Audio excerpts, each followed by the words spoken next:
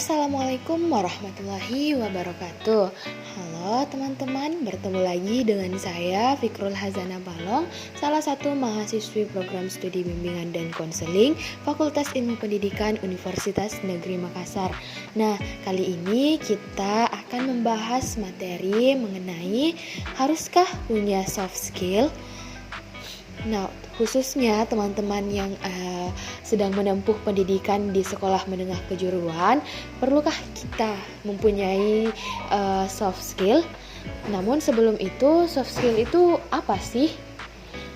Soft skill itu merupakan kemampuan yang menunjukkan bagaimana seseorang mampu berinteraksi dan bersosialisasi dengan baik di lingkungan sekitarnya.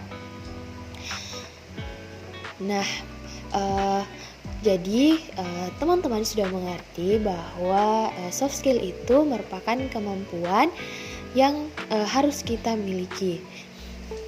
Apa manfaat dan pentingnya soft skill ini? Soft skill ini dapat membuat seseorang mudah menyesuaikan diri dengan lingkungan, mengelola stres kerja, bekerja sama dalam tim, dan mendorong relasi yang baik dengan rekan kerja, atasan, hingga pihak eksternal lainnya. Soft skill juga sangat bermanfaat dalam meningkatkan keterampilan bersosialisasi, berkomunikasi, berperilaku, dan mengelola pekerjaan. Lalu, bagaimana cara meningkatkan soft skill itu? Nah, yang pertama, kita harus menentukan soft skill apa yang akan kita kembangkan. Misal, kita akan mengembangkan public speaking, maka kita perlu berlatih untuk berbicara di depan umum atau bisa dimulai dari kehidupan sehari-hari dengan berbicara di depan cermin, seperti itu. Yang kedua, tetapkan pencapaian. Semisal kita sudah mengetahui soft skill apa yang kita kembangkan, maka kita harus menetapkan target apa yang kita capai setelah kita mengembangkan soft skill tersebut. Nah, selanjutnya yang ketiga, amati soft skill positif dari orang lain. Misal ketika kita melihat seseorang itu meningkatkan public speakingnya, meningkatkan manajemen waktunya, maka kita bisa melihat hal tersebut untuk kita ikuti, karena biasanya jika seseorang yang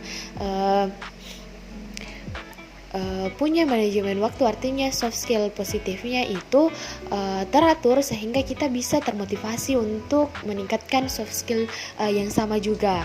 Nah, yang keempat yaitu temukan tempat belajar. Nah, untuk kita mengembangkan soft skill itu, kita harus menentukan tempat belajar yang nyaman, yang baik, yang bagus, dan yang bisa membuat kita lebih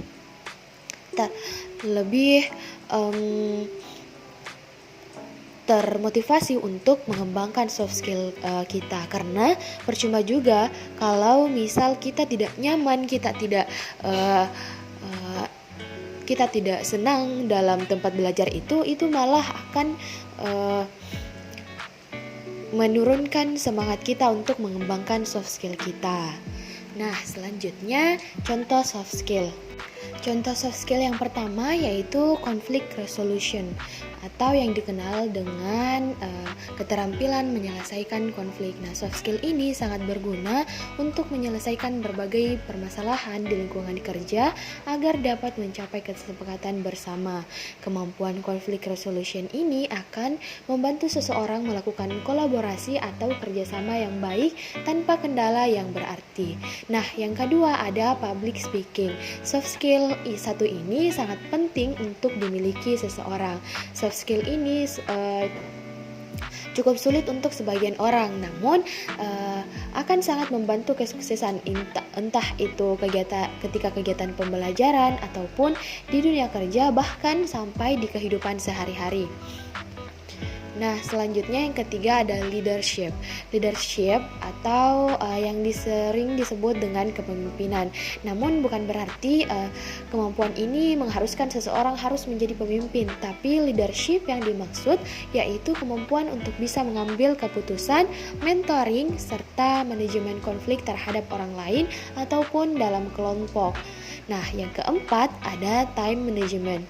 Kemampuan time management ini yaitu kemampuan kemampuan yang menunjukkan cara seseorang menggunakan waktu secara efektif dan produktif. Dengan manajemen waktu yang baik, tentu kita bisa berhasil menyelesaikan banyak pekerjaan dengan baik dan juga teratur. Nah, contoh soft skill yang kelima ada problem solving dan critical thinking. Soft skill satu ini merupakan kemampuan memecahkan masalah dan berpikir kritis. Artinya kemampuan yang wajib dimiliki oleh setiap individu jika ingin sukses, entah itu dalam pekerjaan ataupun di kehidupan sehari-harinya. Mengapa? Ya, karena keterampilan ini berkaitan dengan keterampilan menganalisis, berpikir logis, kreatif, dan rasa ingin tahu yang tinggi. Hal ini tentu sangat dibutuhkan dalam dunia kerja. Yang selanjutnya, apa akibatnya jika kita tidak punya soft skill? Nah, tentu ketika kita tidak mengembangkan soft skill kita, itu akan punya dampak tersendiri. Salah satunya yaitu selalu tertinggal dari orang lain, kemudian tidak memiliki perubahan dalam hidupnya, dan kemudian tidak bisa berkembang dan sulit mencapai kesuksesan. Dan yang paling mencolok ketika kita tidak mengembangkan soft skill kita hanya akan menjadi penonton kesuksesan orang lain, karena rata-rata orang yang sukses itu merupakan orang yang punya soft skill yang bagus. Nah, itu tadi materi tentang haruskah kita mempunyai soft skill. Nah, selanjutnya Ibu akan memberikan sebuah kasus kepada kalian untuk mengasah soft skill kalian, khususnya problem solving dan juga public speakingnya. Nah, kasusnya itu seperti yang terlampir di video ini. Jika seorang guru memberikan kalian tugas kelompok untuk membuat kerajinan dari bahan bekas, namun di tengah pekerjaan itu salah satu anggota kelompok kalian malah hilang-hilangan atau tidak berpartisipasi. Nah, bagaimana cara kalian menyelesaikan tugas kelompok itu di tengah-tengah salah satu anggota kelompok yang tidak berpartisipasi tersebut? Nah, Ibu harap kalian bisa mengerjakan tugasnya, dan jangan lupa untuk mengumpulkan tugasnya di kolom komentar. Mungkin itu materi yang Ibu saya dapat sampaikan. Sampai jumpa di pertemuan selanjutnya. Sekian dan terima kasih. Assalamualaikum warahmatullahi wabarakatuh.